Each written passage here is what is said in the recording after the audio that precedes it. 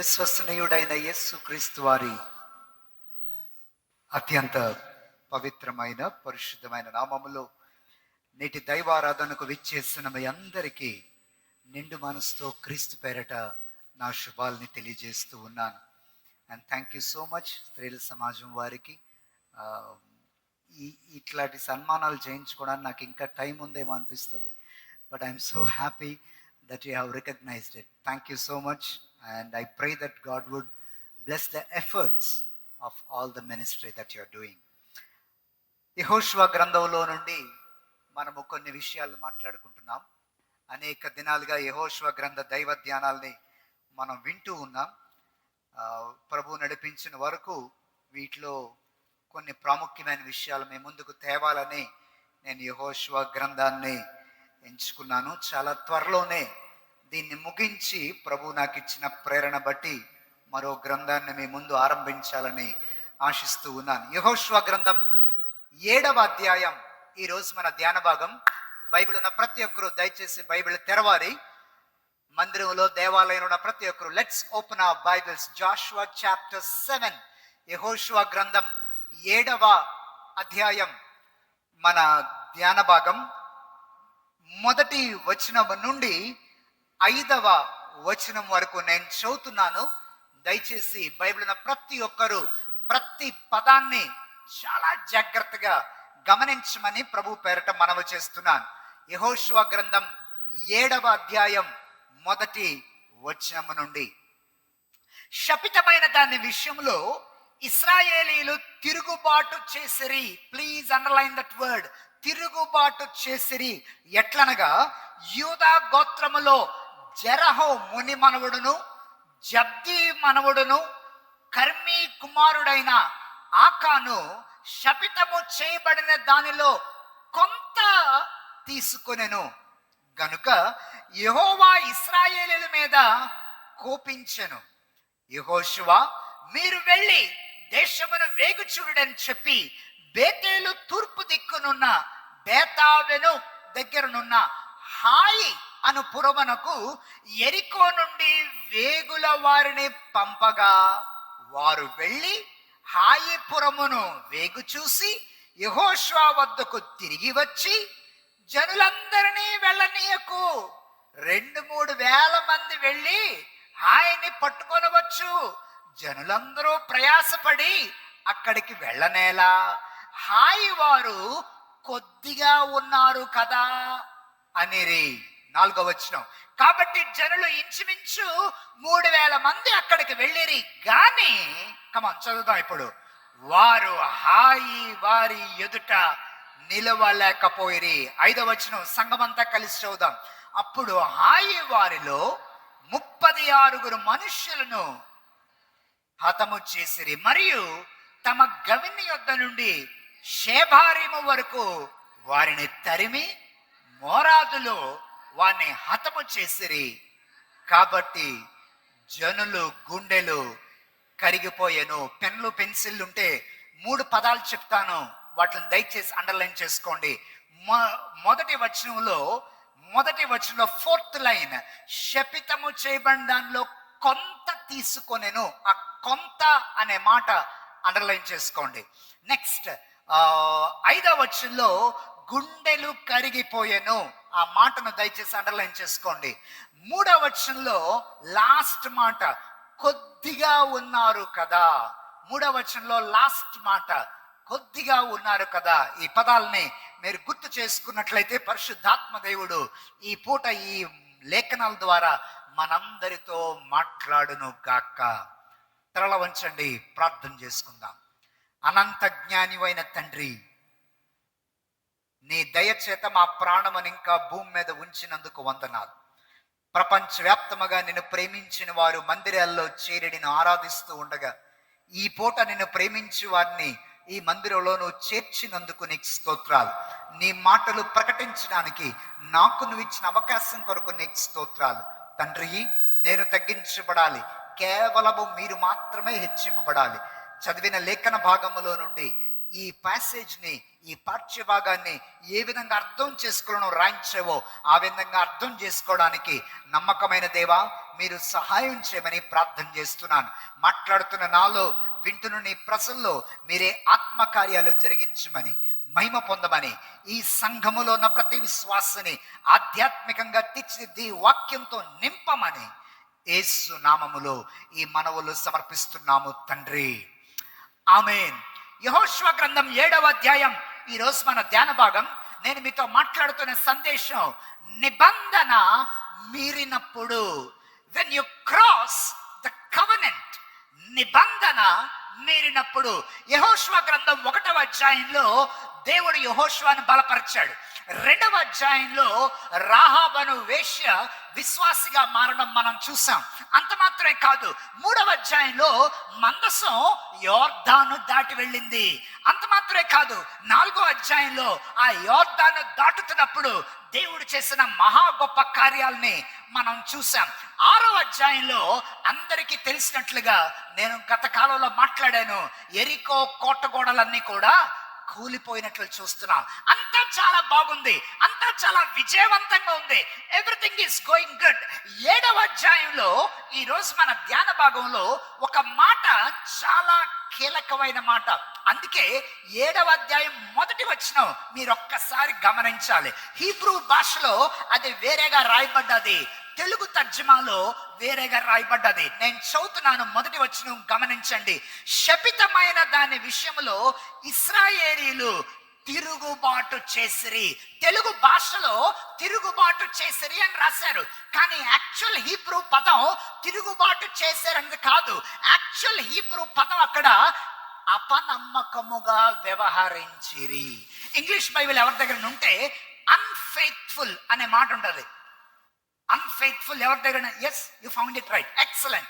English బైబిల్లో unfaithful అనే మాట ఉంటుంది. వాళ్ళు అపనమ్మకముగా వ్యవహరించిరి. తిరుగుబాటు చేసిరి అంటే రెబెలియస్ అని అనాలి, కానీ ఇక్కడ రెబెలియస్ అని అనలే. తెలుగు భాషలో తిరుగుబాటు అని రాశారు, కానీ యాక్చువల్ హీబ్రూ భాషలో వారు అపనమ్మకం వహించిరి.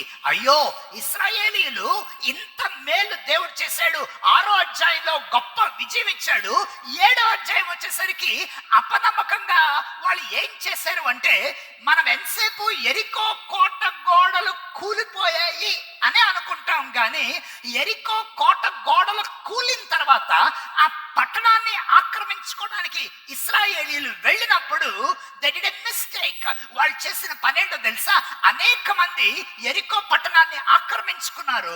అందులో ఒకడు ఆ ఎరికో పట్టణ ప్రజల్ని ఆక్రమించుకుంటున్నప్పుడు అతడు చేసిన పని ఇదే యెహోషువ గ్రంథం 7వ అధ్యాయంలో రాయబడ్డది. 7వ అధ్యాయంలో ఏమని రాశాడు? 21వ వచనంలో చూద్దాం. 7వ అధ్యాయం 21వ వచనం. అందరూ దయచేసి బైబిల్ గమనించాలి. 7వ అధ్యాయం 21వ వచనం ఏమున్నదమ్మా? దోపుడు సొమ్ములో నెంబర్ 1 ఒక మంచి షీనారు పై వస్త్రము, నెంబర్ 2 200 తులముల వెండి, నెంబర్ 3 50 తులముల ఎత్తుగల ఒక బంగారు కమ్మి. నేను చూచి వాటిని ఆశించి తీసుకుంటుని, అదిగో నా డేరా మధ్య అవి భూమిలో దాచబడి ఉన్నవి. You understand? ఆ మాట అండర్లైన్ చేసుకోండి. అవి భూమిలో ఏం చేశాడట? దాచాడట. ఎరికో కోట గోడలు కూలిపోయాయి. Very good. దేవుడు గొప్ప అద్భుతం చేశాడు. దేవుడు గొప్ప అద్భుతం చేశాక ప్రజల్ని కనిపెడుతున్నాడు. ప్రజలు ఎలా ప్రవర్తిస్తారు, ప్రజలు ఏం చేస్తారు. ఒక్కసారిగా ఎరికో కోట గోడలు కూలిపోగానే ఆ 7 ఎకరాల ఎరికో పట్టణం అంతా, ప్రజల ఇళ్ళు అన్ని కూలిపోగానే అనేకమైనటువంటి ఆస్తి, ప్రజల ఆస్తి ఇశ్రాయేలీయుల కంటబడింది. ఈ ఇశ్రాయేలీయులు వాటిని చూసినప్పుడు అందులో ఆకాను అనే వాడికి చాలా బాగా నచ్చాయి. 3 ఐటమ్స్ బాగా నచ్చాయి. ఏంటి మొదటగా నచ్చిన ఐటమ్ అంటే షీనారు వస్త్రము. వావ్! షీనారు పై వస్త్రము, బహుశా షాలులాగా ఇలా వేసుకునే పై వస్త్రమేమో మనకు తెలియదు. రెండోది ఏం తెచ్చిందట? 200 తులాల వెండి. వెండి ఎంత అయ్యారు? స్త్రీల సమాజాన్ని అడుగుదాం, తులవెంతమ్మా? అడ్డే మీకు మరీ తెలియనట్టు ఏంటి పాస్టర్ గారు అలాంటి ప్రశ్నలు మమ్మల్ని అడుగుతున్నారని. 79,000 అమ్మ 90,000 కేజీ 90,000 వెరీ గుడ్. ఏమో కేజీ మన ఏదో మొత్తానికి 200 తులాల వెండి, ఇంకా 50 కమాన్ గమనించాలి తులములు ఎత్తుగల ఒక బంగారు కమ్మి చూసి ఆశించి, దయచేసి పెన్లు పెన్సిల్ను వారు ఆ మాట అండర్లైన్ చేసుకుంటారా? అందరూ చెప్పండి ఒకసారి, ఆశించి. అదే వినబట్లేదు నా, కమాన్, ఆశించి. అండ్ ఆకాన్ దాన్ని చూసిన తర్వాత దాన్ని ఆశించి బహుశా ప్లాస్టిక్ సంచిలో అవన్నీ టపటప వేసేసుకొని, ప్లాస్టిక్ సంచులు వేసాడో గోన్ సంచులు వేసాడో మనకు తెలియదు, మొత్తానికి ఎరికో పట్టణాన్ని ప్రజలందరూ ఆక్రమించుకుంటుంటే ఈయన టపా అన్ని సంచులు వేసేసుకొని దాన్ని బ్యాగ్ మీద అలా వీప్ మీద వేసుకొని చాలా జాగ్రత్తగా మోసుకొచ్చి, ఇదంతా మోసుకొచ్చిన తర్వాత ఆ స్త్రీ, ఆ ఇంట్లో స్త్రీ, భార్య, పురుషులు, బిడ్డలు, ఏంటయ్యా పట్టుకొచ్చావు సంచితో, ఏంటివన్నీ అంటే, నోరు మాట్లాడికే పిచ్చిదానా, షేనారు వస్త్రం ఎంత బాగుందో తెలుసా, ఇది చాలా కాస్ట్లీది, ఇదిగో చూడు 50 తులాల బంగారు కమ్మి, ఇదిగో చూడు 200 తులాల వెండి, ఇవన్నీ మనం అయ్యి బాబోయ్ వాళ్ళకి వీళ్ళకి తెలిసిపోద్దేమో. ఏం తెలిసిపోద్దే, ఒక ఐడియా జీవితాన్ని మార్చేస్తుంది. నా దగ్గర మంచి ఐడియా ఉంది, పట్రా గుణపం, పట్రారా పారా, ఏట్రా చూస్తున్నావు, తవండ్రా. డేరాలో ఏం చేశారు, అవుతున్నా. నాకెందుకు రీసౌండ్ వస్తున్నట్టుంది, కొంచెం తగ్గిస్తారా ఇంకా వాల్యూమ్? రీసౌండ్లో ఉంది ఎవరికైనా పైన? ఉంది, చెప్పట్లేదు జనాలు, కొంచెం నాకే అనిపిస్తుంది రీసౌండ్, కొంచెం తగ్గించండి brother. Yeah, thank you so much. Right. ఒరే ఇంకొంచెం తవ్వండ్రా. ఆ పార తీసుకొని డేరాలో ఉన్నటువంటి భూమిని చాలా బాగా లోతుగా తవ్వి ఈ శపితమైన వస్తువులన్నీ ఏం చేశాడు ఆకాన్ గారు, దాచిపెట్టాడు. ఒకసారి చెప్పండి, ఎక్కడ దాచిపెట్టాడు? భూమిలో దాచిపెట్టాడు. ఏ దేశాన్నైతే దేవుడు నేను నీకు ఆశీర్వాదకరంగా ఇస్తానన్నాడు, ఏ దేశాన్నైతే పాలు తేనెలు ప్రవహించే దేశంగా ఇస్తానన్నాడు, something that which God has blessed, దేవుడు ఆశీర్వదించిన దేశంలో శపితమైన దాన్ని దాచిపెట్టాడు. ఈ మాట బాగా అర్థం చేసుకోవాలి. దేవుడు ఆశీర్వదించిన దాంట్లో శపితమైన దాన్ని దాచిపెట్టాడు. ఈ రోజు ఈ మాట వింటున్న వారు జాగ్రత్తగా గమనించండి. దాచిపెట్టబడ్డది ఏదో ఒక రోజు తప్పకుండా దేవుడే బయటికి తీస్తాడు. ఎవరైనా ఆమేన్ చెప్తారా మాటకి? దాచిపెట్టబడ్డది ఎప్పటికీ దాగుండదు, దాచిపెట్టబడ్డది ఎప్పటికీ అలాగే ఉండిపోదు, అది ఏదో ఒక రోజు బయటకు వస్తుంది. దాచిపెట్టడం కంటే దాన్ని కాల్చివేయడం మంచిది. ఎవరైనా ఆమేన్ అనగలరా? దాచిపెట్టడం కంటే కాల్చివేయడం మంచిది. ఇదంతా పైనుంచి ఒక ఆయన చూస్తున్నాడు, ఆయన మాట్లాడలే. ఆయన వచ్చి, ఆకాను బుద్ధి లేదేటయ్యా, ఏంటయ్యా పని చేస్తున్నావు ఆకాను, నేనేం చెప్పాను నీకు? దేవుడు ఆల్రెడీ 6వ అధ్యాయంలో ఒక మాట చెప్పాడు. అందరూ ఒకసారి చూద్దామా? 6వ అధ్యాయంలో దేవుడు చాలా స్పష్టంగా చెప్పాడు. ఎరికో గోడలు కూలుతున్నప్పుడు దేవుడు ఒక మాట చెప్పాడు. 6వ అధ్యాయం 18వ వచనం నేను చదువుతున్నాను, గమనించండి. 6వ అధ్యాయం 18వ వచనం దేవుడు ఏం చెప్పాడు? శపితమైన దానిలో కొంచెమైనా మీరు తీసుకుంటే మీరు శాపగ్రస్తులై ఇశ్రాయేలుల పాళెమంతటికి శాపాన్ని తెప్పించి దానికి బాధ కలగజేస్తారు. గనుక శపింపబడిన దాన్ని, కమాన్ చెప్పాలి, కమాన్ కొంచెం గట్టిగా ముట్టకూడదు అన్నది ఆకాన్ ఏం చేశాడు? ముట్టడమే కాదు, తెచ్చుకోవడమే కాదు, దాచుకోవడమే కాదు, భూమికి తవ్వి భూమిలో దాన్ని భద్రం చేసి ఎవ్వరికి తెలియదు అనుకున్నాడు. పైనుండి దేవుడు ఎరిగిన వాడే. నాకు అనిపించింది దేవుడు ఆకాను అవి తీసుకుంటున్నప్పుడే దేవుడు దిగొచ్చి, ఆకాను ఏంటి పని అని అప్పుడే అడ్డగించవచ్చు కదా. అడ్డగించలే. మానవుడు తప్పు చేస్తున్నప్పుడు దేవుడు వచ్చి అడ్డగించడు, మానవుడు పొరపాటు చేస్తున్నప్పుడు దేవుడు వచ్చి అడ్డగించడు. నువ్వు తప్పు చేస్తున్నప్పుడు దేవుడు అడ్డుగా వచ్చి ఈ పని చేయకని చెప్పడు. God will be silently observing. ఎందుకంటే దేవుడు మనిషికి ఇచ్చిన గొప్ప వరం స్వేచ్ఛ. అందరూ చెప్పండి ఒకసారి, స్వేచ్ఛ. థియాలజీలో అత్యంత ఎలా చెప్పాలంటే మీకు అత్యంత డిబేటెడ్ టాపిక్ ఏంటో తెలుసా? Free will, human freedom. అంటే స్వీయ స్వేచ్ఛ, దేవుని యొక్క సార్వభౌమ అధికారంలో మనిషికున్న స్వేచ్ఛ. దేవుడు వచ్చి ఆపచ్చు కదండి. ఆపేవాడైతే అవ్వమ్మ ఆ రోజు పండు తింటున్నప్పుడే ఆ రోజే ఆపుండాల్సిందే. ఆపేవాడైతే ఆ రోజు యోసేపుని గోతిలో తోస్తున్నప్పుడు, అన్నయ్యలు అతనికి ఎంతో హాని చేస్తున్నప్పుడు ఆ రోజే ఆపాల్సిందే. ఏంట్రా తల్లి లేని కొడుకు ఇంత హాని చేస్తున్నామని. ఆపేవాడే అయితే ఆ రోజు దావీదు తప్పు చేస్తున్నప్పుడు ఆ రోజే ఆపాల్సింది. ఆపేవాడే అయితే యోనా వేరే ఊరు వెళ్ళడానికి టికెట్ కొనుక్కుంటున్నప్పుడు ఆ రోజు టికెట్ కొంటున్నప్పుడే వాడు ఎక్కక ముందే ఆపాల్సింది. దేవుడు ఆపలేనివి బైబిల్లో చాలా ఉన్నాయి. ఎంతమంది ఒప్పుకుంటారు నాతో? దేవుడు ఆపలేనివి బైబిల్ గ్రంథంలో చాలా ఉన్నాయి. ఆపలేనంత మాత్రాన ఆయన ఆమోదించాడని కాదు. ఈ తెలుగు పదం ఎంతమందికి అర్థమైంది? Very good. ఆపలేనంత మాత్రాన నేనేమన్నాను? ఆయన ఆమోదించినట్టు కాదు. Just because God did not stop, he did not approve it. ఆమోదించడం అంటే అప్రూవ్ చేయడం. ఆయన ఆపనంత మాత్రాన ఆయన ఆమోదించాడని కాదు, అనుమతించాడు. అందరూ చెప్పండి, అనుమతించాడు. అబ్బే, ఇడ్లీ తినొచ్చారా? అందరూ టీ తాగి వచ్చారా? కమాన్ రైట్, గట్టిగా. ఆయన అనుమతించాడు. గమనిస్తున్నాడు. అరెరెరే, ఆకాను కూలిపోయిన కోట గోడలు చూసి దేవుడు ఎంత అద్భుతం చేశాడా అని ఆశ్చర్యపోయాల్సింది పోయి, నీ కన్ను ఎక్కడ పడింది? షీనారు వస్త్రం మీద, 50 తులాల బంగారు కమ్మి మీద, 200 తులాల వెండి మీద. అయ్యో, నేను శపితమైన దాన్ని ముట్టుకోవద్దన్నాను, నువ్వు ముట్టుకున్నావు. వాస్తవానికి ముట్టుకోవడమే తప్పు మాత్రం కాదు ఇక్కడ.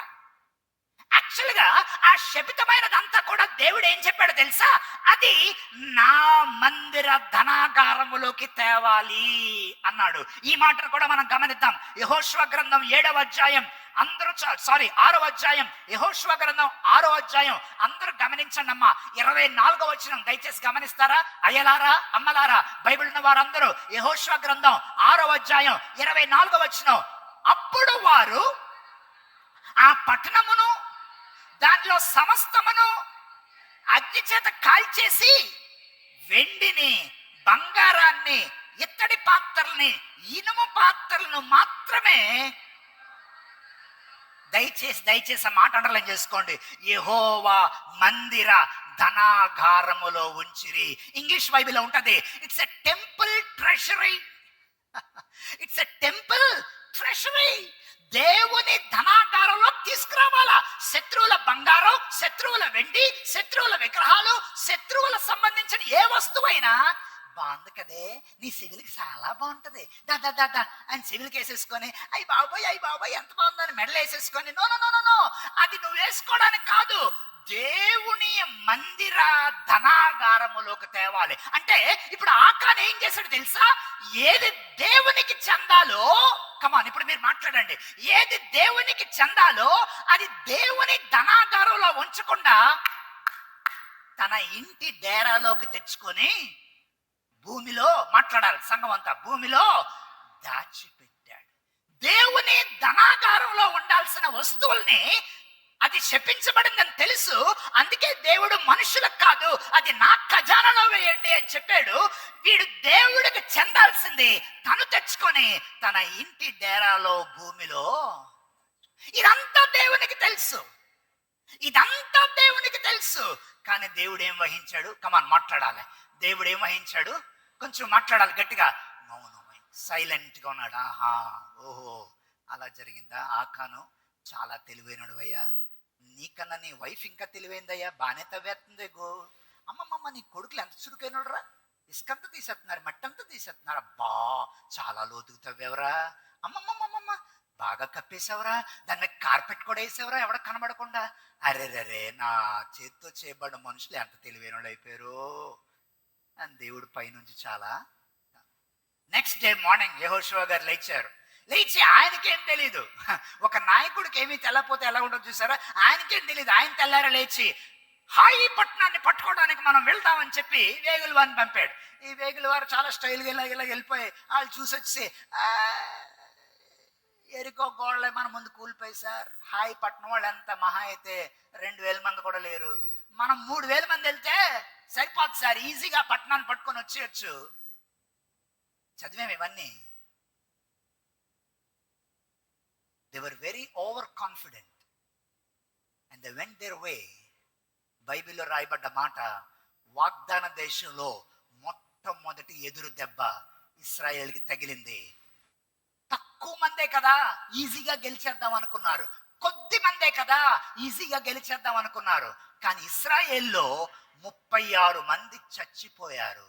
హాయి పట్టణస్థులు ఇశ్రాయేల్ని తరిమి తరిమి తరిమి కొట్టారు. చాలా జాగ్రత్తగానండి ఈ మాట ఎవరి కోసమో. కొన్నిసార్లు మనం we try to win big wars but we fail in small battles. ఎంతమందికి అర్థమైంది? అలెగ్జాండర్ ద గ్రేట్ పెద్ద వార్స్ గెలిచాడు, చిన్న దోమకాటుని మాట్లాడండి జయించలేకపోయాడు.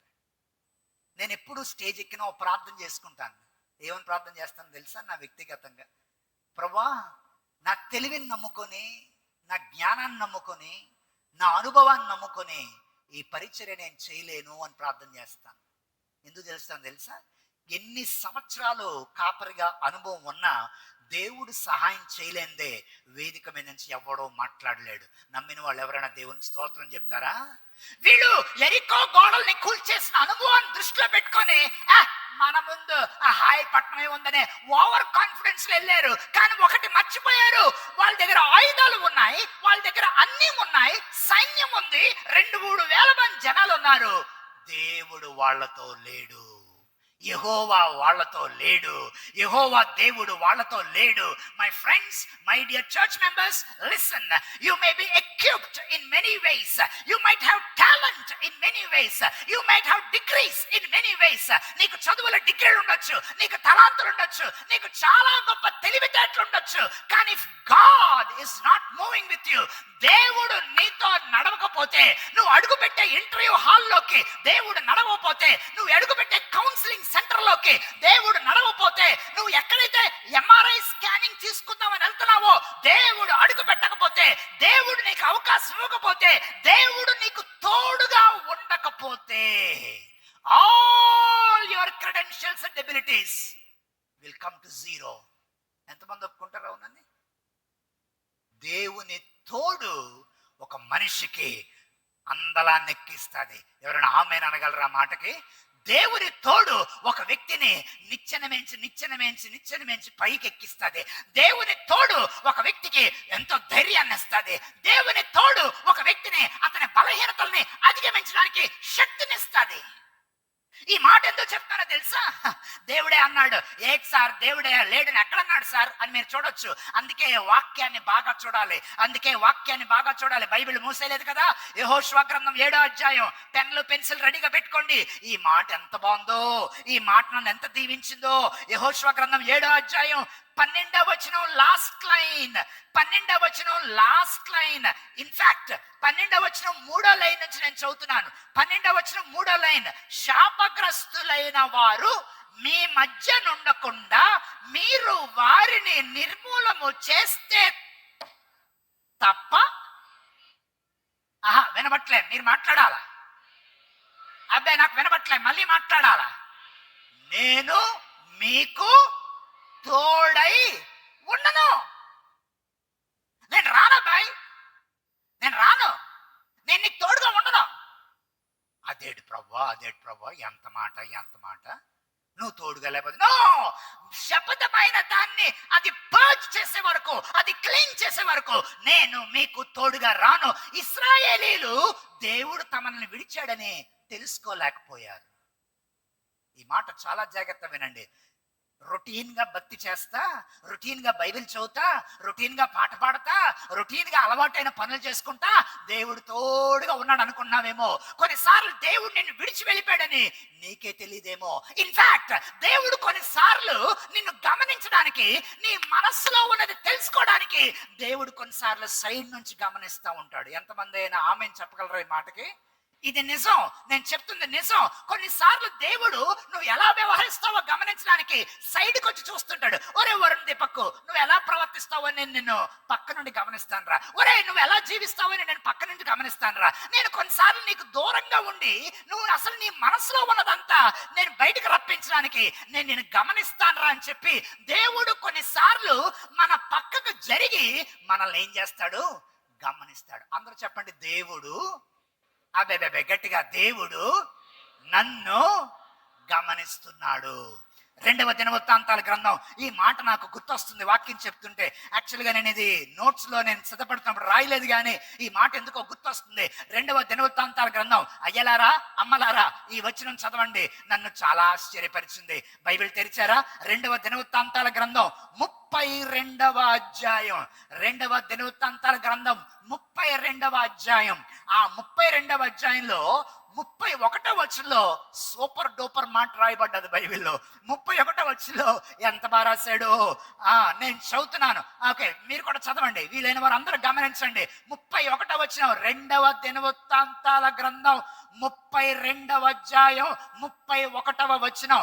అతని దేశము అభివృద్ధి నొందుట గూర్చి విచారించి తెలుసుకొనుటకై బబులోను అధిపతులు అతని యొద్దకు పంపిన రాయబారుల విషయములో అతన్ని శోధించి అతని హృదయములో ఉద్దేశమంతా తెలుసుకొనవలెనని. వినబడలే నాకు లాస్ట్ మాట? ఇంకొంచెం గట్టిగా, గ్యాలరీలో ఉన్నవారు, దేవుడు అతన్ని విడిచిపెట్టనా అంటే దేవుడు సైడ్కి వచ్చి ఈడేం చేస్తాడో చూద్దాం, ఈడు ఎలా ప్రవర్తిస్తాడో చూద్దాం, ఈడు ఎలా బిల్డప్ ఇస్తాడో చూద్దాం. అసలు నేను సైడ్కి వస్తే ఈడు ఎలాగ బిహేవ్ చేస్తాడో దేవుడు అతన్ని ఏమి చేశాను? విడిచిపెట్టి. కానీ కొన్నిసార్లు నీకు తెలియదు, నువ్వేమనుకున్నావంటే దేవుడు మనతోనే ఉన్నాడు అని నువ్వు అనుకుంటున్నావు. ఇశ్రాయేల్ కూడా అలాగే ఉన్నారు, దేవుడు తమతోనే ఉన్నావు అనుకొని యుద్ధంకి వెళ్ళిపోయారు. కానీ 36 మంది ఏమయ్యారు యుద్ధంలో? కమాన్ మాట్లాడాలి, చచ్చిపోయారు. అప్పుడు నేను ఈ మెసేజ్ లో ముఖ్యమైన పాయింట్కి వస్తున్నా, చాలా ముఖ్యమైన పాయింట్కి వస్తున్నా.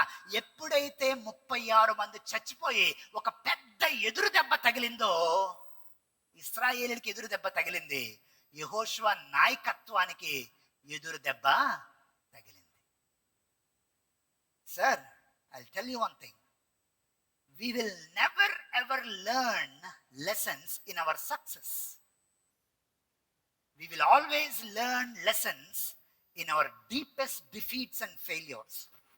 కదా, విజయాల్లో నేర్చుకోవడానికి పాఠాలు ఏమీ ఉండవు, కానీ సరైన ఎదురు దెబ్బలు 2-3 తగిలితే జీవితంలో నేర్చుకోవడానికి గమ్మత్తైన, ఆశ్చర్యకరమైన, దీవెనకరమైన పాఠాలు చాలా. యెహోషువకి ఎప్పుడైతే ఎదురు దెబ్బ తగిలిందో చాలా కీలకమైన ప్రార్థన చేశాడు. ఈరోజు ఈ వర్తమానం వింటున్న వాళ్ళు ఆ ప్రార్థనని దయచేసి బాగా గమనించాలి. ఎప్పుడైతే 36 మంది చచ్చిపోయారో, యెహోషువ గ్రంథం 7వ అధ్యాయంలోకి వచ్చేయండి. మన మెయిన్ టెక్స్ట్ అదే. యెహోషువ గ్రంథం 7వ అధ్యాయంలో నేను అండర్లైన్ చేసుకోండి అని చెప్పాను. 5వ వచనం లాస్ట్ వర్డ్, 5వ వచనం లాస్ట్ వర్డ్. యెహోషువ గ్రంథం 7వ అధ్యాయం 5వ వచనం లాస్ట్ వర్డ్. ప్రజల గుండెలు కరిగి 36 శవాలు కనబడుతుంటే, ఆ 36 శవాల మీద, ఆ పురుషుల శవాల మీద స్త్రీలు పడి ఏడుస్తుంటే, అమ్మ నాన్న అని చెప్పి పిల్లలు పడి ఏడుస్తుంటే ప్రజల గుండెలు. అప్పుడు యెహోషువ ఒక అద్భుతమైన ప్రార్థన చేశాడు. ఈరోజు ఈ ప్రార్థనని మనం అర్థం చేసుకోకుండా మందిరం ఇంట్లోంచి ఇంటికి వెళ్ళడానికి వీల్లేదు. ఎవ్రీ ఐ, ప్రతి కన్ను బైబిల్ని చూడాలి, ప్రతి కన్ను బైబిల్ని చూడాలి. నేను చదువుతున్న మాటలు బాగా గమనించాలి. యెహోషువ గ్రంథంలో ఉన్నాం, 7వ అధ్యాయంలో ఉన్నాం, బైబిల్ని చూడాలి. 7వ అధ్యాయంలో ఉన్నాం, 7వ అధ్యాయంలో 6వ వచనం నుంచి నేను చదువుతున్నాను, బాగా గమనించండి. యెహోషువ తన బట్టలు చింపుకొని తానును ఇశ్రాయేలు పెద్దలను సాయంకాలం వరకు యెహోవా మందసం దగ్గర నేల మీద ముఖములు మోపుకొని వారిని తలల మీద ధూళి పోసుకుంటూ ఏమని ప్రార్థన చేశారు?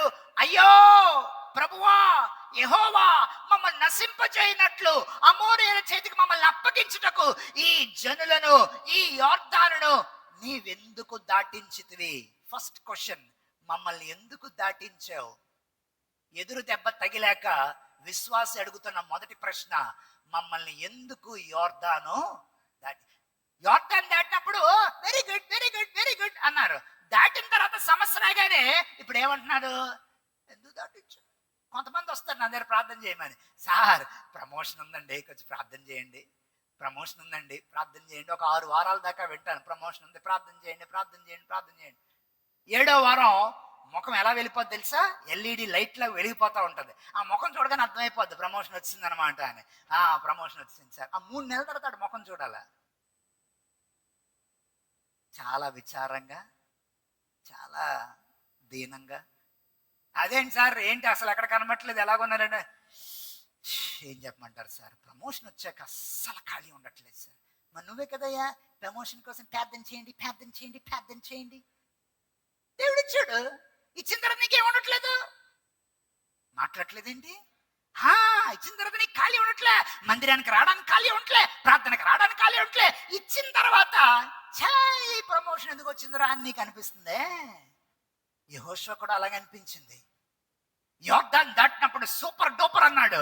ఇప్పుడు ఎదురు దెబ్బ తగలగానే మొదటి ప్రశ్న, నీవెందుకు దాటించితివి? Please underline, please underline. ఈరోజు ఈ ధ్యానం మనకు అర్థం అవ్వాలి. నువ్వెందుకు దాటించితివి? 8వ వచనం ఏమంటున్నాడు, ప్రభువా కనికరించుము, ఇశ్రాయేలీయులు తమ శత్రువులు ఎదుట నిలవలేక వెనుక తిరిగినందుకు నేనేమి చెప్పగలను? 2వ ప్రశ్న, ప్రార్థనలో 2వ ప్రశ్న, నేనేం చెప్పాలి? ఇశ్రాయేలుకి నేను ఏం చెప్పాలి? 36 మంది చచ్చిపోయారు, నా ముఖం ఎక్కడ పెట్టుకోవాలి, నా తలకాయ ఎక్కడ పెట్టుకోవాలి, నాకు అర్థం కావట్లే. ఇశ్రాయేలుకి ఏం చెప్పాలి నాయనా? నెంబర్ 1, యోర్దాన్ ఎందుకు దాటించావు? నెంబర్ 2, నేనేం చెప్పాలి ఇశ్రాయేలుకి? 3వ ప్రశ్న ఏమన్నాడో చూద్దాం. 3వ ప్రశ్న 9వ వచనం, కనానీయులు ఈ దేశ నివాసులందరూ విని మమ్మను చుట్టుకొని మా పేరు భూమి మీద ఉండకుండా తుడిచివేసిన ఎడల ఘనమైన నీ నామం గురించి నీవేం చేస్తావు? ఘనమైన నీ నామం గురించి నువ్వేం చేస్తావు అని ప్రార్థింపగా, ఉందామా అక్కడ? అని ప్రార్థింపగా 3 ప్రశ్నలు వేశాడు. నెంబర్ 1, మొదటి ప్రశ్న, నువ్వెందుకు దాటించావు? నెంబర్ 2, నేనేం చెప్పాలి ప్రజలకి? నెంబర్ 3, నీ నామం బట్టి నువ్వేంటి చేస్తావు? ఆ మాట చదివినప్పుడు, నీ ప్రసంగాన్ని నేను రెడీ అవుతున్నప్పుడు నాకు చాలా విచిత్రం అనిపించింది. ఒక వ్యక్తి ఎదురు దెబ్బ తగిలినప్పుడు, ఒక వ్యక్తి జీవితంలో ఆపదను ఎదుర్కొన్నప్పుడు, ఒక వ్యక్తి అవమానాన్ని ఎదుర్కొన్నప్పుడు, ఒక వ్యక్తి దేవుని మీద తిరుగుబాటు చేసిన తర్వాత ఒక బాధను ఎదుర్కొన్నప్పుడు ఆ వ్యక్తిలో వచ్చే ప్రశ్నలు, దేవా నువ్వు ఎందుకు ఇలా చేశావు? దేవా నేను చుట్టూ ఉన్న వాళ్ళకి ఏం చెప్పుకోవాలి? దేవా నీ ఘనమైన నామం నిమిత్తం నువ్వేం చేస్తావు? ఈ రోజు ఈ వర్తమానం విన్న వాళ్ళు వినండి. దేవుని నామం ఘనమైన నామం కనుకే వాళ్ళు పాపం చేశారని తెలిసి ఆయన వారికి తోడుగా వెళ్ళలేదు. ఎవరైనా ఆమేన్ చెప్తారా మాటకి? దేవుని నామం ఘనమైన నామం కాబట్టే నువ్వు అబద్ధం ఆడితే ఆయన నీకు తోడుగా ఉండడు. దేవుని నామం ఘనమైన నామం కాబట్టే నువ్వు మోసం చేసినప్పుడు ఆయన నీకు తోడుగా ఉండడు. దేవుని నామం ఘనమైన నామం కాబట్టే, అది పవిత్రమైన నామం కాబట్టే నువ్వు తప్పుటడుగు వేసి, తప్పు ఏజులు రాసి, తప్పు రికార్డులు సబ్మిట్ చేసి నువ్వు మోసం చేస్తున్నప్పుడు ఆ మోసంతో కట్టుకున్న దాన్ని ఆయన ఘనమైన నామం అది ఎక్కువ కాలం నిలవనివ్వదు. ఎవరైనా దేవునికి గట్టిగా స్తోత్రం చెప్తారా? ఎంతమంది ఉన్నారో అలాగా ఆయన ఘనమైన నామం ఏమవ్వదు, నిలవనివ్వదు. కీర్తనల గ్రంథం, అమ్మా అయ్యలారా త్వరగా ఎవరైనా మాట చదవండి. కీర్తన గ్రంథం 79వ కీర్తన, ఆయన ఘనమైన నామం ఏం చేస్తుందో ఒకసారి చూద్దామా? 79వ కీర్తన, దేవుని నామం ఘనమైన నామం. 79వ కీర్తన 9వ వచనం, బైబిల్ తెరవాలందరూ. 79వ కీర్తన 9వ వచనం ఎంత బాగుందో, మా రక్షణ కర్తవగు దేవా నీ నామం బట్టి మా పాపములను పరిహరించి మమ్మల్ని ఏం చేయి? రక్షింపుము.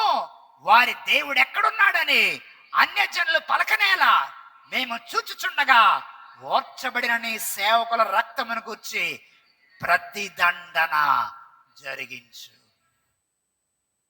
ఆయన ఘనమైన నామం, ఆయన పవిత్రమైన నామం మనం అబద్ధం ఆడినప్పుడు, మోసం చేసినప్పుడు, తప్పు చేసినప్పుడు, నీకు చందం దాన్ని ఆశించినప్పుడు ఆయన మౌనంగా ఉండే దేవుడు.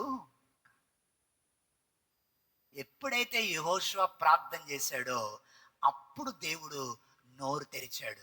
దేవునికి స్తోత్రం చెప్తారా? ఆకాను దొంగతనం చేసినప్పుడు దేవుడు నోరు తెరవలే. ఆకాను వస్తువులు పట్టుకొస్తున్నప్పుడు దేవుడు నోరు తెరవలే. ఆకాను ఇంట్లోకి వచ్చి భూమిని తవ్వుతున్నప్పుడు దేవుడు నోరు తెరవలే. ఆకాను డేరాలో దాన్ని దాచిపెట్టినప్పుడు దేవుడు యెహోషువకి కళ్ళలో చూపించలే.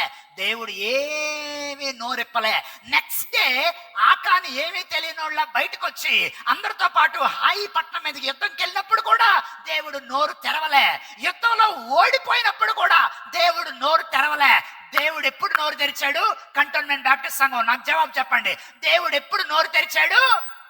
యెహోషువ ప్రార్థన చేశాక ముఖాన్ని నేల మీద పెట్టుకొని ధూళి పోసుకొని, యెహోషువ ఇశ్రాయేల్ పెద్దలు అసలు ఏంటి ఇలా జరిగింది, ఎందుకు ఇలా చేసావు, నేను ప్రజలకి ఏం చెప్పాలి, నీ నామం నిమిత్తం నువ్వేం చేస్తావు అని ఏడ్చినప్పుడు దేవుడు నోరు ఏమని తెరిచాడు? 11వ వచనం. ఇన్ఫాక్ట్ 10వ వచనం.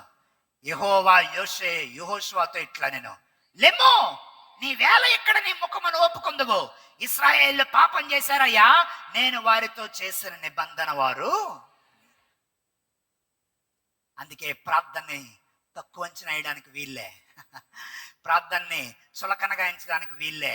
ప్రార్థన కొన్ని విషయాల్ని బయట పెడతాది. ఎవరైనా ఆమేన్ చెప్తారా? ప్రార్థన నీకు తెలియకుండా నీకు వ్యతిరేకంగా జరుగుతున్న వాటిని దేవుడు నీకు బయలుపరుస్తాడు. ఎవరైనా ఆమేన్ చెప్తారా?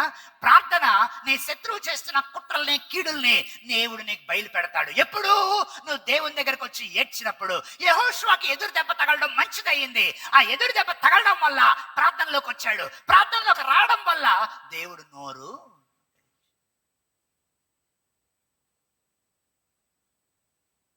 హాయిపట్నం ఆ మాటకు అర్థం ఏంటో తెలుసా? రూయిన్స్, నాశనము లేక పాడైన స్థలము అని అర్థం. పాడైన స్థలాన్ని మరింతగా పాడు చేయడానికి వెళ్ళిన ఇశ్రాయేలీలు పాడు చేయలేదు సరిగదా, వాళ్ళే వాళ్ళ చేతుల్లో చచ్చి తిరిగి వెనక్కి వచ్చారు.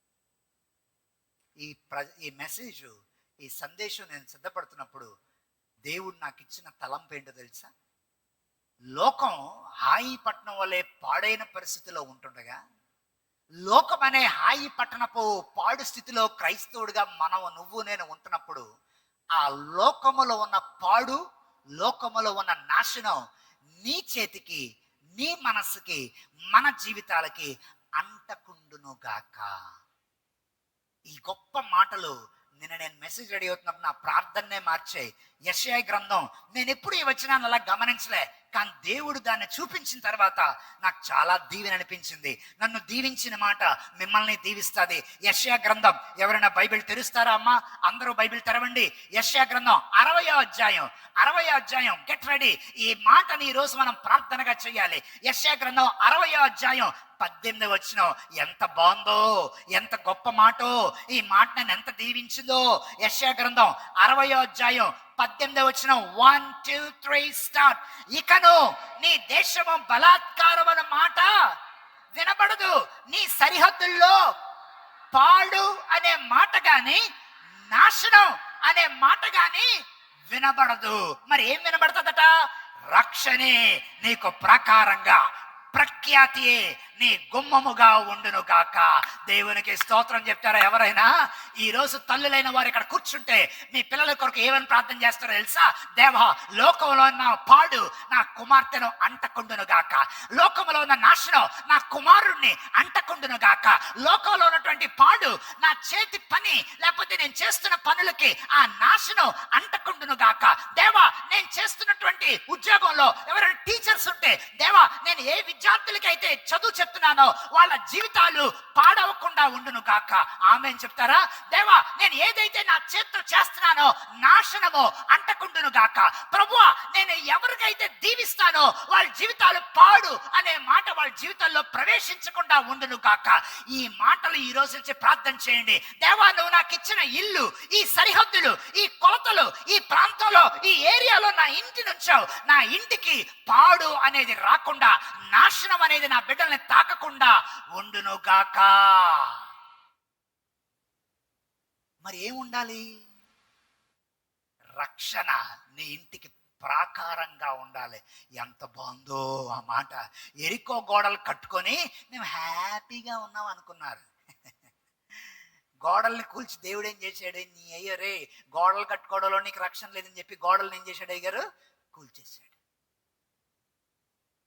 రక్షణ నీకు ప్రాకారంగా ఉండును గాక. ఆ తర్వాత మాట ఎంత బాగుందో అమ్మా, చదవండి.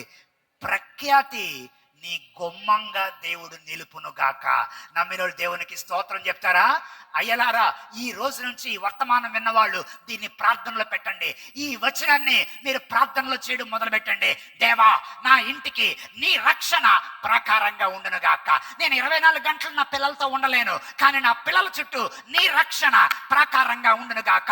నువ్వు నాకు ఇచ్చిన వాటిని నేను కాపాడుకోలేను, కానీ నీ రక్షణ నాకు ప్రాకారంగా ఉండును గాక. నువ్వు నాకు ఇచ్చిన తెలివి, నువ్వు నాకు ఇచ్చిన మనస్సు, నువ్వు నాకు ఇచ్చిన జ్ఞానం చుట్టూ నీ రక్షణ ప్రాకారంగా నా జీవితానికి ఉండును గాక. అంతేకాదు, ప్రఖ్యాతి నా గుండె గుమ్మములో ఉండును గాక. ఆమేన్. ఈ ప్రార్థన నేను చేశాను. ఈ వచనం చదివినప్పుడు నాకు ఎంత దీవెన అనిపించిందో, ఈ ప్రార్థన చేస్తుంటే ఆత్మలో ఎంత తృప్తిగా ఉందో. నిజమే, దేవుని రక్షణ మన జీవితాలకి ప్రాకారంగా ఉండును గాక. దేవుడి కలిగించే ప్రఖ్యాతి మనకు వారసత్వంగా ఉండును గాక. ఇలాంటి ప్రార్థనలు వర్తమానాల ద్వారా మనం నేర్చుకోవాలి. ఇలాంటి ప్రార్థనలు అలవాటుగా మనం చేసుకోవాలి. అప్పుడే ఆధ్యాత్మికంగా మనం ఎదగడానికి అవకాశం ఉంది. దేవుడు అంటున్నాడు, లోకమనే హాయి పట్టణంలో ఈరోజు నువ్వు నేను నివసిస్తున్నప్పుడు లోకములో ఉన్న పాడు, లోకములో ఉన్న నాశనం యేసుని నమ్మిన నీ ఇంటికి అవి తాకడానికి వీల్లేదట. లోకములో లేంది నీ దగ్గర ఉండదట. ఆ రక్షణ, ఆ ప్రఖ్యాతి నీకు దేవుడు దయచేయును గాక. విచిత్రం ఏంటంటే, ప్రార్థన చేశాక దేవుడు చెప్పేశాడు, ఇదిగో మీరందరూ టింగ్ టింగ్ టింగ్ అని వెళ్ళిపోయారు, కానీ నేను మీతో లేను, నేను మీతో రాను కూడా. ప్రభువమ్మ, నువ్వు మాతో రావాలంటే ఏం చేయాలి? మొత్తం లైన్లో పిల్లరా అందరినీ. ఎవడు తప్పు చేశాడో నేను పట్టుకుంటా. సార్, నేను ముగించేస్తాను, కానీ ఈ మాట చాలా జాగ్రత్త వినండి. యెహోషువ దేవుడి దగ్గర ప్రార్థన చేసి బయటకు వచ్చి మొత్తం ఇశ్రాయేల్ అందరినీ పిలిచాడు. పిలిచి ఏం చెప్పాడు తెలుసా? ఓరి గొంట్లారా అంటే విజయనగరం జిల్లా భాష ప్రకారంగా, మా అన్నలో ఎవడో దొంగనాడట, దేవుడు రేపు పట్టేస్తానన్నాడు రోయాన్ని. రేపు ఉదయం అందరూ లైన్లో నిలబడండి. మీకు గుర్తుంది, ఎవరో చిన్నప్పుడు ఖో ఖో అని ఆట ఆడేవాళ్ళం. ఇప్పుడు నాకు ఎక్కడ కనబట్టలే. ఒకడు తూర్పు తట్టు, ఒకడు పడమర తట్టు, ఒకడు ఉత్తరం తట్టు, ఒకడు దక్షిణ తట్టు కూర్చుంటే ఎవడి మీద కోపం ఉందంటే భలే వచ్చి కానీ గట్టిగా వీపు మీద కొట్టడం అనమాట. అంటే ఖో అనే మాటతో ఆడు పరిగెట్టప్పుడు వెళ్ళేవాడు. మీకు గుర్తుందా ఆట? రేపు దేవుడు పట్టేస్తాడు రోయ్ మిమ్మల్ని, ఎవడో ఉన్నాడట మన మధ్య దొంగ అన్నప్పుడు ఆ రాత్రి డేరాలో చక్కగా భూమిని కప్పేసి దాని మీద ఏం వేసాడు అయ్యగారు? ఇందాక చెప్పాను, ఏదో వేసాడు కదా, దాని మీద కార్పెట్ వేసి, కార్పెట్ మీద మంచి చాప వేసి, ఆ చాప మీద మళ్ళీ చల్లదనం తగలకుండా దుప్పట్లేసి, ఆ కింద దాచిపెట్టిన వాటి మీద పడుకున్నప్పుడు ఆడికి ఎలా నిద్ర పట్టి ఉంటుంది? ఆకానికి నిద్ర ఎలా పట్టుంటది? బహుశా ఆకాలు అనుకోలేదేమో, ఎంతమంది జనాల్లో దేవుడు నన్ను పట్టుకుంటాడా అని అనుకున్నాడేమో. కానీ బైబిల్ ఆ మాట మీరందరూ ఎలా చూస్తున్నారంటే, బైబిల్ అక్కడ ఎలాగుంది, పాస్టర్ అలా చెప్తున్నాడు అన్నట్టు చూస్తున్నారు. 14 వచనం చూడండి ఒకసారి. 14 వచనం చూడండి. ఉదయమున మీ గోత్రాలన్నీ వరుస పెట్టి మీరు రప్పింపబడతారు. అప్పుడు యెహోవా ఏ గోత్రమును సూచించునో ఆ వంశము నుండి కుటుంబాల ప్రకారం దగ్గరకు రావలను. యెహోవా సూచించే కుటుంబాల్లో పురుషుల వరుస క్రమం దగ్గరికి వారిని వంశం నుంచి ఏమండి, వంశం నుంచి కుటుంబం, గోత్రం నుంచి వంశం నుంచి కుటుంబం నుంచి పురుషుడు, హెడ్ ఆఫ్ ద ఫ్యామిలీ రావాలి. రాత్రంతా ఆకానికి బీపీ 270/190కి వెళ్ళిపోయిందేమో, మనకు తెలియదు. బీపీ మిషన్లు ఉన్నాయో లేదో. ఆ లావిడ పక్క నుంచి ఏటయ్యా టెన్షన్ పడుతున్నావు అంటే, ఏమోనే దేవుడు కానీ రేపు మనల్ని బయట పెడతాడేమో. ఏంటి నాన్న బాధపడిపోతున్నావు? ఏమోరా, నువ్వేరే కదా పారతో తవ్వుతున్నప్పుడు నువ్వు బాగా తీసేవంతని. ఆకాన్ చేసిన పొరపాటు నాకు చాలా విచిత్రం అనిపించింది. తను తప్పు చేశాడు కానీ అందులో తన తర్వాత వారసుల్ని కూడా పాలిభాగస్తులు చేశాడు. ఎంతమందికి అర్థమైంది ఈ మాట? నువ్వు దీవెనలకి నీ తర్వాత వాళ్ళని పాలిభాగస్తులు చేయకపోయినా పర్లేదు, దేవుడు దీవిస్తాడు. కానీ నువ్వు అనవసరంగా వాళ్ళని దేనికి వారసులుగా చేయొద్దు? దేవుని ఉగ్రతకు వారసులుగా నీ తర్వాత తరాన్ని చేయొద్దు. ఎవరైనా ఆమేన్ చెప్పగలరా మాటకి? నీ అత్యాశలు నీ దురాశలు నీతోనే అయిపోవును గాక. ఆమేన్. నీ దిక్కుమాల మెంటాలిటీ, అందరూ బాగుపడిపోతున్నారు, మనమే ఎలా ఉండిపోయాం, మీ అత్తోళ్ళు చూడు చాలా బాగున్నారు, మీ పిన్నోళ్ళు చూడు చాలా బాగున్నారు, వాళ్ళు చూడు ఎంత డబ్బు ఉన్న వాళ్ళు ఉన్నారు, వీళ్ళు చూడు ఎంత డబ్బు ఉన్నారు. కొంతమంది ఉంటారే, వాళ్ళ పాయిజన్ వాళ్ళతో ఆపరు. వాళ్ళ పాయిజన్ ఎవరికి ఎక్కిస్తారు? కమాన్ మాట్లాడాలి. వాళ్ళ పిల్లలకు కూడా ఎక్కిస్తారు. వీడు పడుకొని, ఓహో మనమే డబ్బులు లేని వాళ్ళు అనమాట, మన చుట్టాలందరూ బాగా డబ్బున్న వాళ్ళు అనమాట. నువ్వేం చెప్పాలి? ఒరేయ్ నువ్వు బాగా చదువుకోరా, దేవుడు నమ్మరా, సండే స్కూల్ కరెక్ట్గా వెళ్ళరా, ఎవరిలో దేవుని సరిగ్గా ఉండరా, దేవుడు దీవిస్తాడరా. మన మావ ఏం పెట్టకపోయినా దేవుడు మన ప్రయోజకులను చేస్తాడరా. మన బంధువులు మనకు పెట్టకపోయినా మనం దేవుడిని నమ్ముకుందాంరా. ఈవేళ గెంజే తాగుదాంరా, పర్వాలేదు. రాబోయే తరంలో నువ్వు దేవుడిని నమ్ముకుంటే నాయన నేను దేవుడు బాగా నిలబడతాడరా అని చెప్పాలి. దేవునికి ఎవరైనా స్తోత్రం చెప్తారా? అంతేగాని వాళ్ళు ఇవ్వలేదురా అందుకే మనం ఇలాగ అయిపోయాం, వాళ్ళు మనకి ఇవ్వలేదురా అందుకే మేము ఇలాగ అయిపోయాం, మీ మామని చూడు, మీ అత్తని చూడు, లేకపోతే మీ బంధువుని చూడు, వాళ్ళు మనకు పెట్టలేదురా, ఆడు చూసావు కార్లు వెళ్తున్నాడు, ఆడు మనకు పెట్టలేదురా. ఎవడు పెడతాడు? ఎవ్వడికి పెట్టడు. పెట్టేవాడు పరమ తండ్రి. దేవునికి ఎవరైనా స్తోత్రం చెప్తారా? బైబిల్ కాలేజీలో నేను ఫీజు కట్టలేని రోజు ఈ రోజుకి నాకు బాగా జ్ఞాపకం ఉంది. బైబిల్ కాలేజీలో బైబిల్ గురించి చాలా బాగా చెప్తారు. ప్రేమ దయ జాలి మటుకు ఎట్టి పరిస్థితుల్లో ఉండదు.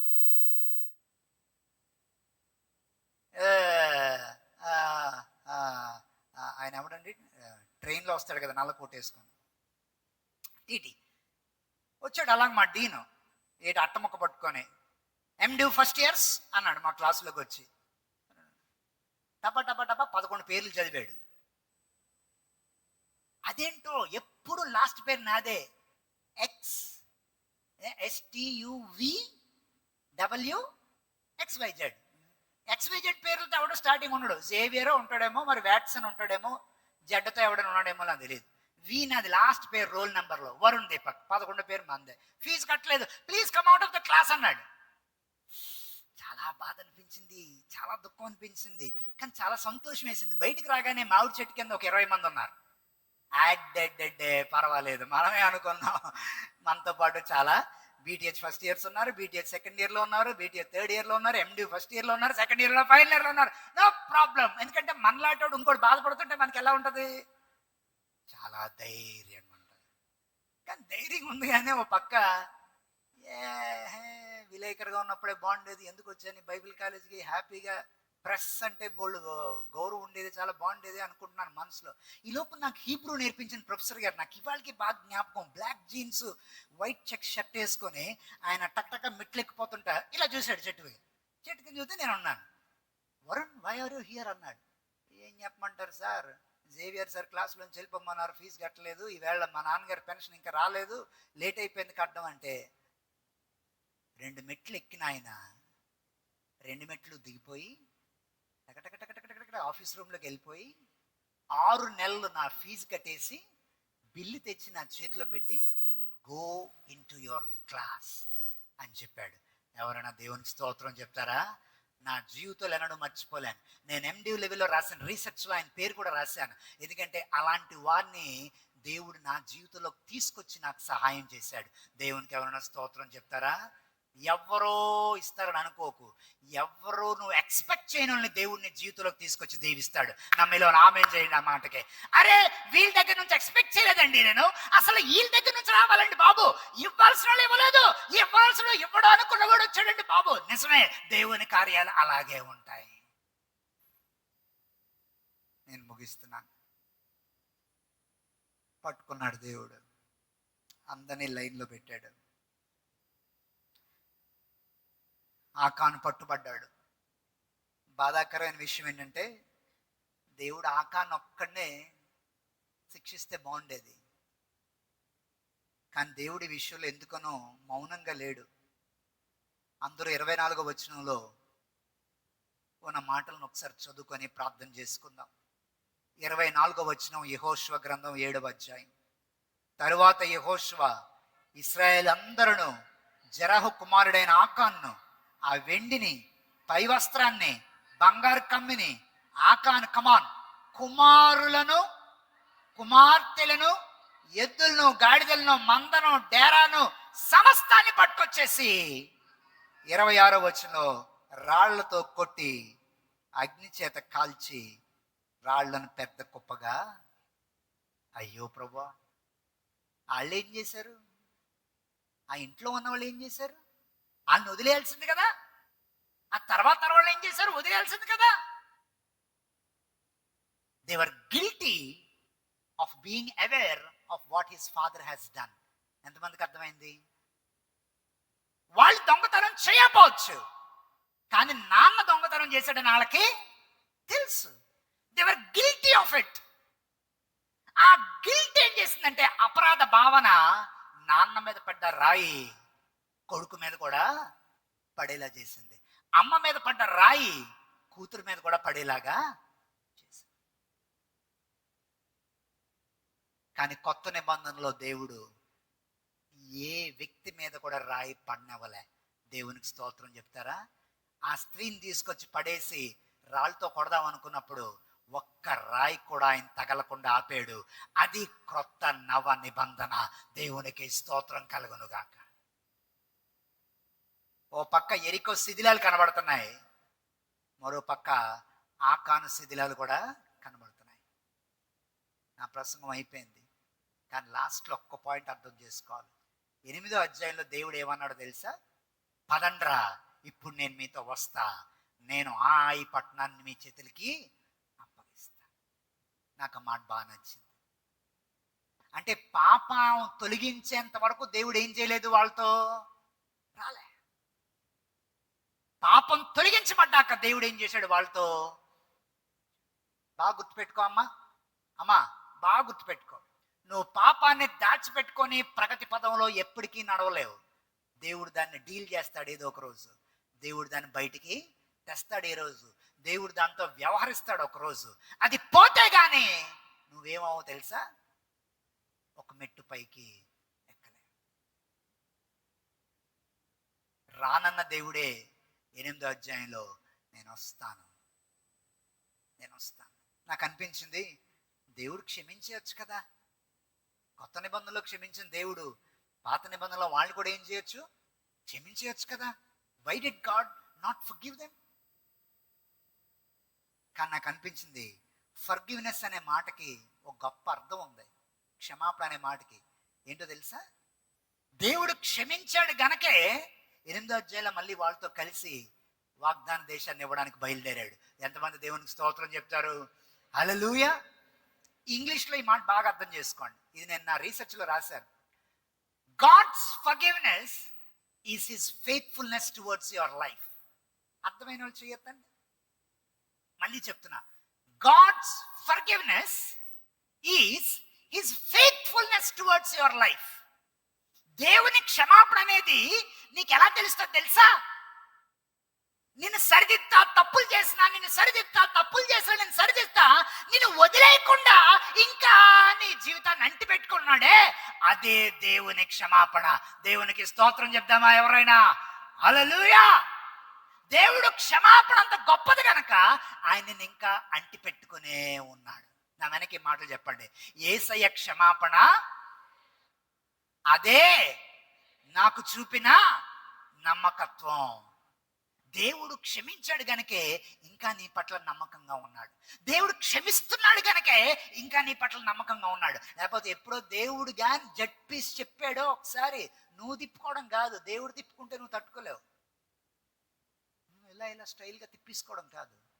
దేవుడు కానీ తిప్పాడానికి ఒకసారి మా 360 degreesలో పీకలాగా ఏమైపోద్ది, తిరిగిపోద్ది. దేవుని క్షమాపణ మన జీవితాల పట్ల ఆయన ఇంకా ఎలా ఉన్నాడు, నమ్మకంగా ఉన్నాడు. పక్క వాళ్ళతో చెప్పు, దేవుడు క్షమించాడని.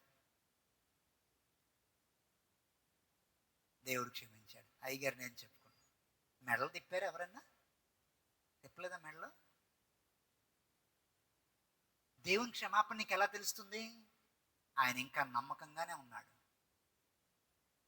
ఇంకా నమ్మకంగా వ్యవహరిస్తున్నాడు. 6వ అధ్యాయంలో ఎరికో గోడలు కూల్చాడు. 7వ అధ్యాయంలో నేను మీతో రాను, జరిగిన తప్పును కూడా చెప్పలే ప్రార్థన చేసేదాకా. 36 మంది చచ్చిపోయారు. తర్వాత చెప్పాడు జరిగిన పొరపాటు, పాపాన్ని ప్రక్షాళన చేశాడు. 8వ అధ్యాయంలో ఏమన్నాడు తెలుసా? ఇప్పుడు నేను వస్తా, పదండి. 7వ అధ్యాయంలో క్షమించచ్చు కదా ప్రభువా. రే, నేను క్షమించాను గనకే ఈ వాగ్దాన దేశాన్ని చేతికి అప్పగించేదాకా నేను నమ్మకంగా నీతోనే ఉంటా. దేవునికి స్తోత్రం కలుగును గాక. నిన్ను, ఈ మాట ఎవరి కోసం ఇవాళ బాగా ధైర్యం తెచ్చుకోండి ఈ మాట విని. నీ జీవితం పట్ల దేవుడు కలిగి ఉన్న చిట్ట చివరి సంకల్పం నెరవేరే దాకా నీ పట్ల ఆయన నమ్మకంగా ఉంటాడు. హల్లెలూయా. ఈ మధ్యలో నువ్వు ఎన్ని డామ్ డిస్కనెక్టెడ్ నాటకాలు వేసినా, ఎన్ని తక్కు తమారా వేషాలు వేసినా, దవడ పగలగొట్టి నేను సరిదిద్ది ఇంకా నీ పట్ల ఎలా ఉంటాడు, నమ్మకంగానే ఉంటాడు. అదే ఆయన క్షమాపణ. నా వెనక మాటలు చెప్పండి. యేసయ్య నమ్మకత్వమే నా క్షమాపణ. మళ్ళా చెప్పండి, యేసయ్య నమ్మకత్వమే నా క్షమాపణ. తలలు వంచండి, ప్రార్థన చేసుకుందాం. తండ్రి, మాట్లాడిన నేను, వింటున్న నీ ప్రజలు, మేమెవ్వరూ నువ్వు అనుకున్నంత నీతిమంతులము కాదు, అది నీకు తెలుసు. మేమెవ్వరం బయటికి కనిపించే అంత మంచి వాళ్ళము కాదు, అది నీకు తెలుసు. మా లోపాలు, మా పొరపాట్లు, మా బలహీనతలు నీకు తెలుసు. మా ఆలోచనలో ఉన్నటువంటి లోపాలు నీకు తెలుసు. మా బుద్ధుల్లో ఉన్న లోపాలు కూడా నీకు తెలుసు.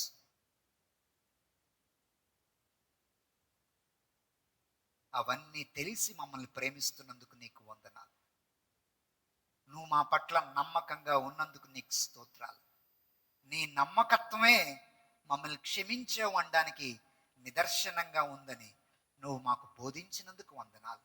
ఈరోజు తల వంచి ఎంతమంది అయితే మనస్ఫూర్తిగా ప్రార్థనలు ఏకీభిస్తున్నారో వాళ్ళ చేతికి అప్పగించింది ఎన్నటికీ ఎప్పటికీ పాడు నాశనం అనేది అంటకుండును గాక.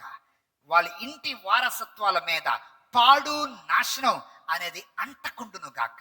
కంటోన్మెంట్ బ్యాప్టిస్ట్ సంఘంలో ఉన్నటువంటి ప్రతి కుటుంబం చుట్టూ, ప్రతి యవనస్తుడి చుట్టూ, ప్రతి తల్లి చుట్టూ, ప్రతి తండ్రి చుట్టూ, ప్రతి ఇంటి చుట్టూ రక్షణ ప్రకారంగా ప్రఖ్యాతి ఇంటి గుమ్మముగా మీరు చేయమని నీ దాసుడిగా ప్రార్థన చేస్తున్నాను. ఈ సందేశంలో నువ్వు నేర్పించిన విలువైన మాటలను బట్టి నేను స్తుతిస్తూ, అవి వినడమే మాత్రమే కాక ప్రార్థనలో మేము దాన్ని ఆచరించడానికి, దాన్ని ప్రేయర్లో మేము పెట్టడానికి మాకు సహాయము, ఆధ్యాత్మిక జ్ఞానము, జ్ఞాపక శక్తి దయచేయమని, ఇవన్నీ ఈ ప్రజల్ని దీవించమని, మా జీవితంలో నువ్వు నిర్ణయించిన సంకల్పాలు నెరవేరేంత వరకు క్షమాపణతో కూడిన నీ నమ్మకత్వాన్ని మాకు తోడుగా ఉంచమని యేసు నామములో ఈ మనవులు సమర్పిస్తున్నాము తండ్రి. ఆమేన్.